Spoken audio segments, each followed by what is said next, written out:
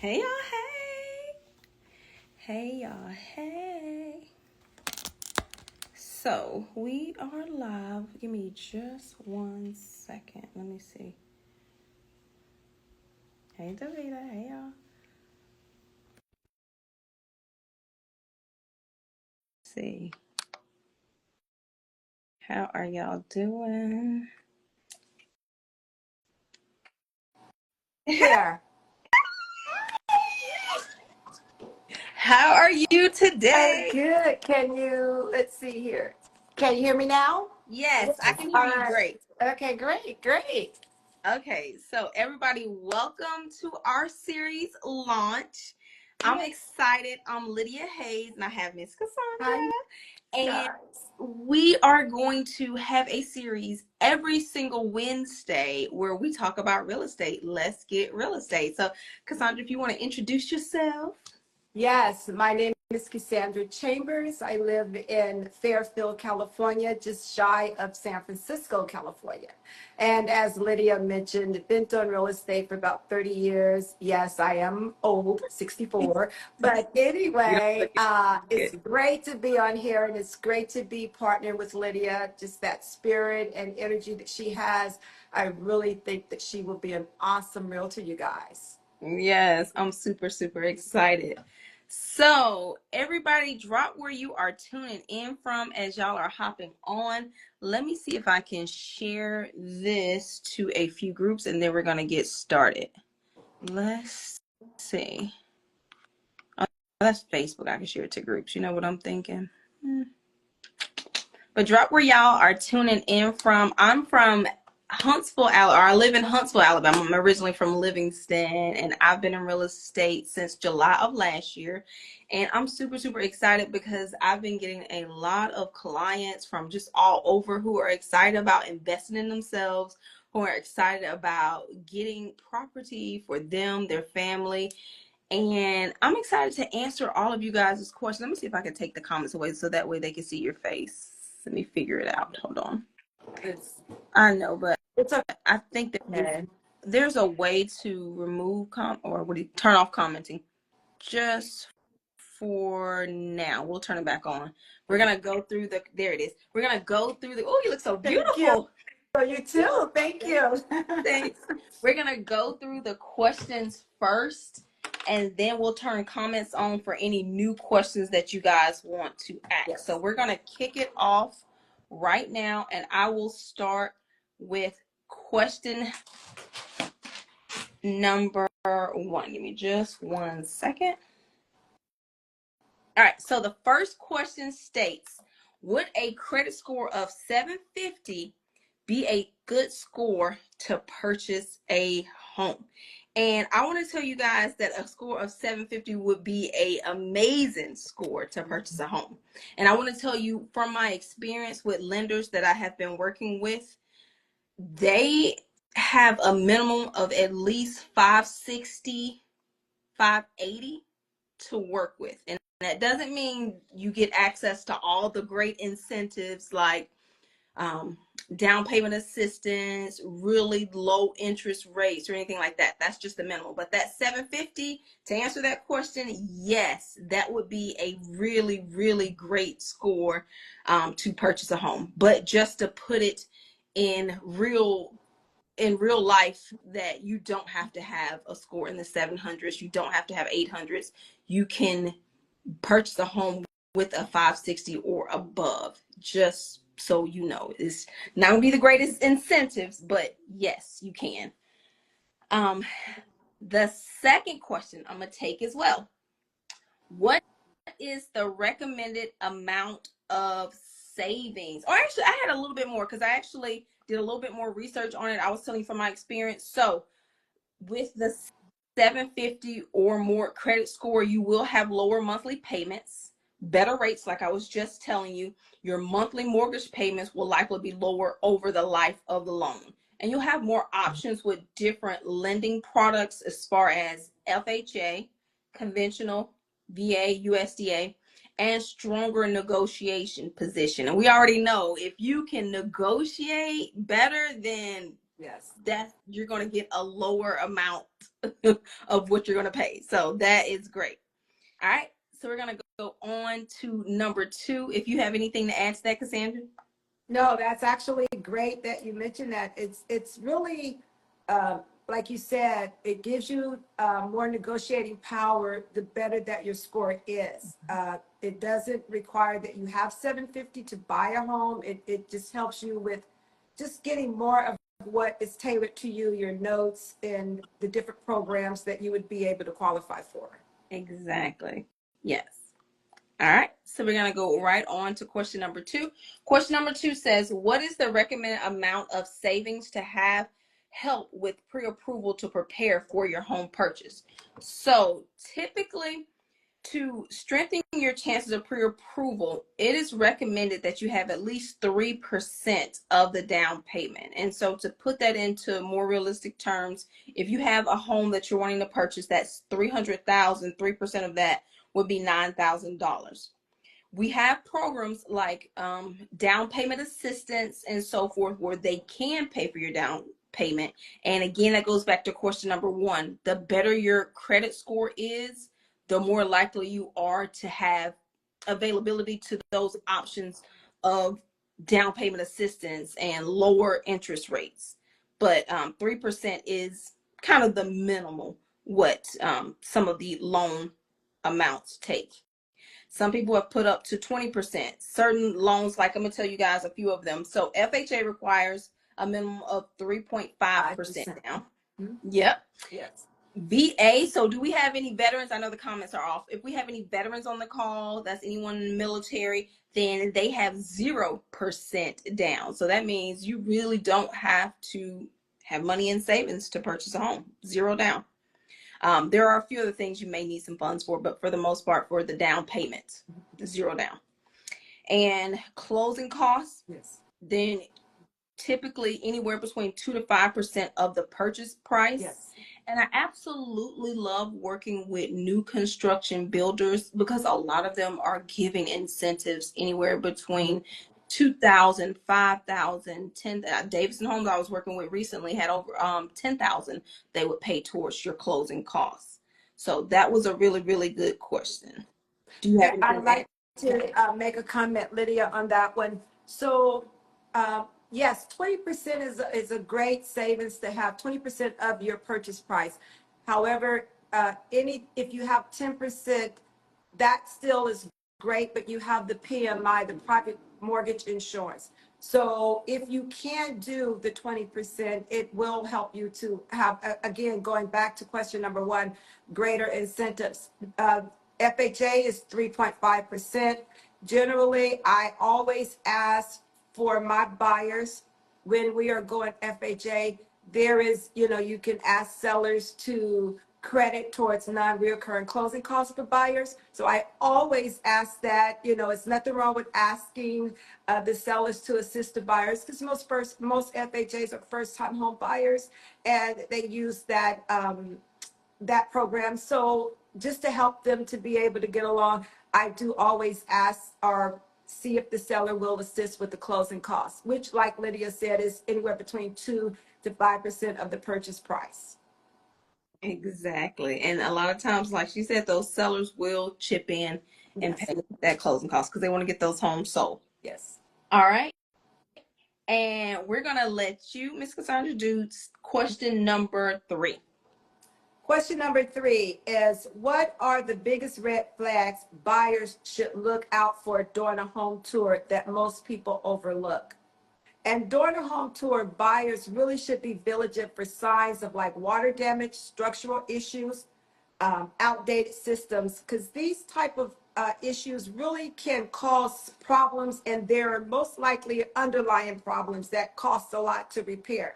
Structural issues like cracks in the walls, in the ceilings, uneven floors, and you guys always check in the closets. Water damage, stains on the walls, in the ceiling. We hardly check inside of the closets. And a lot of times when you check in the closets and it's any type of water damage, there is a smell to it, a musty smell to it. I've always been able to detect that, and you will too. So please check the closets, you guys. Outdated systems that are not reliable. Always have these things checked by a home inspection termite report. I think that this is the best way for you to make sure that you're not going to overlook something that's going to cost you money, a lot of money to repair. I sold a home not long ago, for example, and a gentleman kept asking about the thermostat. And lo and behold, we were missing the thermostat. Just, and I've been doing this a long time and missed the thermostat. Simple things. So Wow. so I suggest, if nothing else, maybe take a list of questions that you might that you want to ask, or things that you want to look at, because a thermostat, something so easy. And I think even the person that was selling the house missed it too.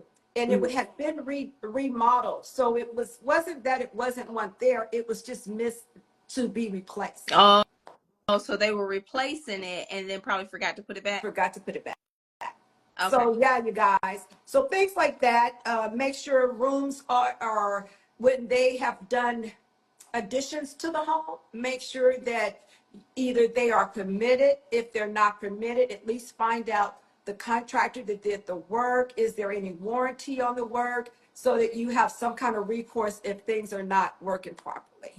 Yes. That is really, really good. And so Yes. I think you answered that question really, really well. Thank you. So make sure y'all look out. If y'all need to, ChatGPT could give you a checklist of things that Yeah, you, and they actually have that in the real estate forms. There is a checklist for things that you do want to check for when you're touring a home. So if you don't have it yourself, ask your realtor, your broker, if they have that, so that you can be mindful of remembering to check those things out. that is really, really good. Yeah, All yeah. right.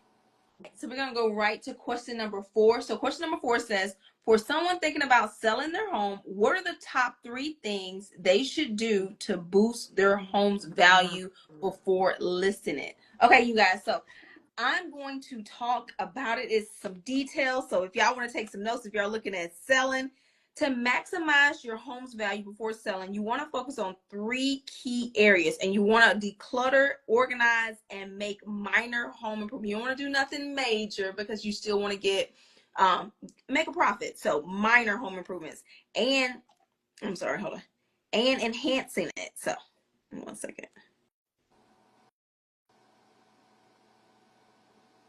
Enhancing that curb appeal. Exactly. I'm sorry, I lost the whole question. Give me 1 second. Here it is. Okay. So you want to declutter and organize, which is cleaning, organize your home, making it more appealing to potential buyers, allowing them to visualize themselves. People love that. When I take home buyers there, they're always telling me, ooh, my couch could go here, my TV would go there. So if you have, you have that space cleaned and decluttered, then they can visualize themselves. You have more chances for them to buy your home. So this involves removing excess furniture, personal items, unnecessary declutter, deep cleaning it, and just tidying up all those areas. And number 2, making those minor home improvements. So addressing minor issues like outdated painting. Painting is one thing that will significantly bring up the value of your home. Cracked tiles, leaky faucets can make a big difference in how your home is perceived. And then when you do the paint, make sure you guys do the paint in a neutral color. Don't go crazy. Yes. Don't go crazy with it. I know you may have a favorite color, something that you really love, but keep it simple, keep it neutral. Those colors can brighten up the room and create a more modern feel. So replacing outdated hardware and fixtures such as doorknobs, light fixtures, and also they add to the home's appeal.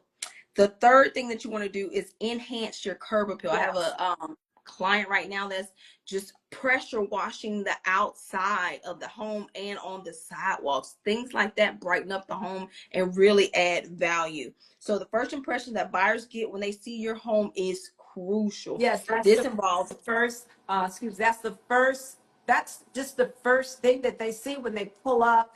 If your home it's freshly clean, painted, your windows are clean, your yard is nice and groomed, and even if you can put seasonal plants out in pots and things like that, that's just like, oh, I love this house. And to get that before even seeing your house is really is the start of the sale. And when they walk in, they already have a good impression just from the outside. Because we like for our friends and family to pull up to our house and go, oh, this is a nice house. Oh, look at this yard. So yes, that first impression, you guys, is really important. Exactly. It is everything. That curb appeal will draw them in to make them want to even open the door to look At your at your home. home. Yep. So also, like you just said, the potted plants, the seasonal things, landscaping, fresh, yeah, all of that stuff. So we covered all of that, you guys, and I'm excited. We're going to turn the comments on in just a minute. That was question number 4. I think, are we both doing 5? No, number 5 is me. So the number 5 question that you guys asked is, what taxes are liable for when purchasing investment properties in another state or the state that you currently live in? So in most jurisdictions, this is considered the real estate investors generally would need to pay an income tax in the state where that rental property is located in. They also need to report the rental income and file it on the residence tax returns. Non-resident tax Oh, returns. non-resident. I'm sorry. Right, because if it's another state and you live in a different state and you're buying this property as investment property, there you should be filing that income on a non-residential tax return. I don't know CPA language and all of that. I just know that that's what you should be doing. But Yep. it is considered investment property if it's, if it's in another state, it's not your primary resident. Exactly. So consult your CPA for all things Right, CPA because right. All things CPA taxes. we know if that's not our level, our area of expertise, we're Right. not going to give you advice on it. Right. All right, number 6, we both are going to answer. I'll get it started. It says, what is your real estate experience that you both have working with first time home buyers? So I want to say almost 90% of my clientele has been first time home buyers, and the experience has been amazing. I have it on both ends. I have some that are so nervous, so scared, so they need a little bit more hand holding, and that is fine. And then I have some are just so excited. They're just like, I'm ready. I'm building from the ground up. I'm excited about everything and we're going to do this. I already know that it's going to take about 30 days for everything to be done as far as the whole process. And they just get excited. Some of them are a little nervous, like I said, but for the most part, they're excited, especially just being in the home, imagining themselves in it, seeing all the things. Like, they absolutely love it. I'll answer my experience with first time home buyers. I have been doing real estate since 1995. And most of my clients at first were first time home buyers, or I would say when you kind of get that reputation of helping a few, then you're referred by other clients, and they come to you as first time home buyers. So you kind of get that reputation of, oh, she'll help you and she can walk you through things, which is all great. I love that. Like Lydia said, it's nice to see their smiles and things when you have completed the process. I've gone to a lot of seminars, trainings, FHA trainings, and I've learned along the way with first time home buyers what they look for, what I may not have possessed at the beginning, but I do possess now. Hands on, a lot of communication and being available for answering questions. And yes, a lot of realtors or brokers may be very busy, may not have the time to just answer a call right away, but they will call you back later. I tend to answer my call every call, and I tend to call right back because I feel your anxiousness. I've been there. I feel your anxiousness, and I just want you to know I got you. And I don't want you to worry about a question or an answer all day long. I want you to get an answer, get a response. If it's one you don't like or you do like, but you now know. So I think my experience with first time home buyers have been the majority of my work. Now I've kind of switched over more to investors. I work with a couple of investors here in California, and they keep me quite busy. Yes. And then when you mentioned the home buying seminars, since I've started, I think maybe by my third month, I started doing home buying seminars. So I typically do one every single month with a Yes. new builder so my clients can get familiar with that builder's standards, that Yes. builder's everything, like how they build, how they do everything. And during the home buying seminar, I usually go over like a little home buyer's package that tells them the whole process. So they feel, like you said, that communication, they feel a little bit more comfortable. They're like, okay, so phase one is we're going to do the pre-approval. Then we find the home, then we write the offer, all of those things. So that home buying seminar makes them a little bit more comfortable Yes. and more knowledgeable. So they're Yes. not so afraid and just Because you just anxious. don't know. If you're new, if you're a first-time home buyer, you're a first-time home buyer. Once you're a first-time home buyer, you'll never be a first-time home buyer again. So you have lots of questions and lots of emotions and am I doing the right thing? And then when you hear the mortgage payment, then you're like, oh my goodness, am I going to be able to afford Yeah, this? And of course, your mind is saying, oh no, oh yes, oh no, oh yes. So you have a lot of decisions to make, and we need to be there for them because I think we're we're sort of their ground. They look for us to be their ground, to keep them grounded, to keep their thoughts great, and to keep them on the track of becoming a first time home buyer. exactly. Yeah. Yeah. All right. And I think that is all of Now, my one more I question. One think more question that I got, and then we can close it out. I got this one, and I thought it was a really good one. okay, go ahead. I just want to read this one because I really like this one because it has to do with a real estate investor. So it says, as a real estate investor, what are 2 to 3 important factors you should consider as a real estate investor? What should you have? What do you consider when you're buying property as an investor? Number one for me is, and this is just from Like Home Realty, making sure that you have your money intact,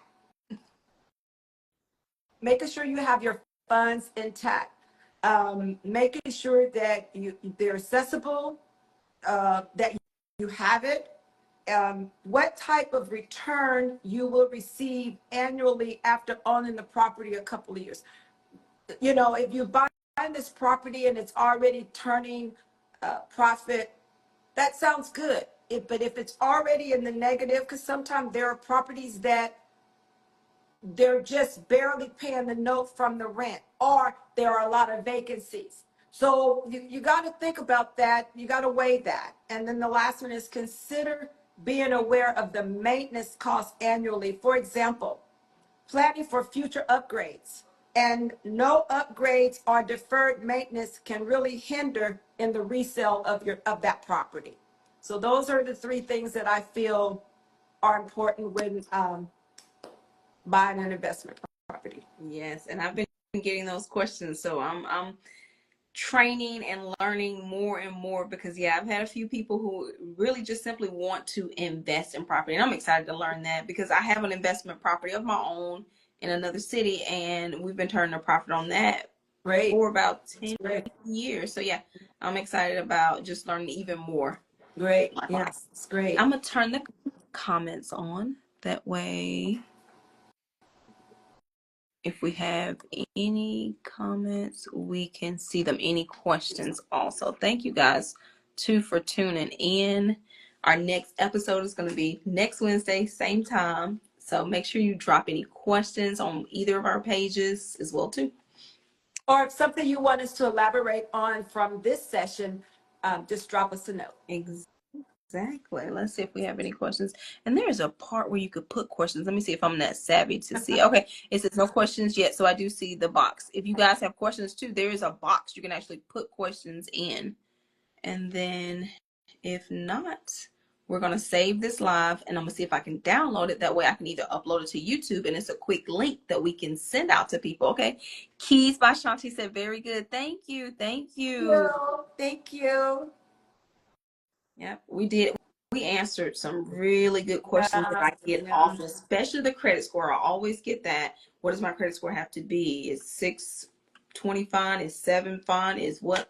So y'all asked some really, really good Now, questions. really great questions this time. Okay. I absolutely love this. Of course, I'm here to learn, and thank you, ladies, for the knowledge. You welcome, Determined to Thank Clean. you. And Miss Knight. Oh, that's my girl. Manisha said, great. Love the glasses. Thank you. Hey, Lydia, it's Shanti. Oh, it's Shanti from DR Horton. Okay, so, and I think I told y'all this earlier in the piece, that I absolutely love working with the new builders because they give the best incentive. So, Shanti, you just moved to another DR Horton location. So, congratulations on that move. And this is Deidre. Okay, Deidre tuned in. Deidre is going to become a new real estate agent soon. She's here Oh, in great, Huntsville with great, me, so I'm excited for her to join me. But great. yes, and let's see. Does anybody else have any other questions? This is a really, really great series, and I'm excited to just see it play out. The more and more knowledge that you guys are learning, the more I'm learning. And I'm just grateful that Cassandra called me to ask me to partner with her and to collaborate. Like, that's the best thing, you guys. Instead of women being in competition with each other, I'm all for collaborating. I'm all for partnering together to just learn from each other, because I may have a strength, she may have a strength, and we work together on any of our weaknesses, and that's what I absolutely Yes, love. I love it too. I don't know much about Instagram, but I follow you and I loved you from the moment I saw you, just the energy that you have. And when you became a realtor, I thought, okay, I have to get my hands over there on that girl and we do something together. So great. I love working with you. I absolutely love it. Me too. Shanti said collaboration over competition. Yes, Exactly. yes, I'm for. yes. All right. If we don't have any more questions, I'm going to end our live stream, and then I'm going to save it and download it. Do you have YouTube, Cassandra? No, You no. don't? Okay, that's fine. I'll download it, and then I'll send you the link, so that Okay. way you have clients that miss this. You can Okay. send them this replay. Great. Thank You, you. Thank you. you're All welcome. right, you guys. Thank you for having us. All right. Thank y'all. Bye All bye. right. Bye.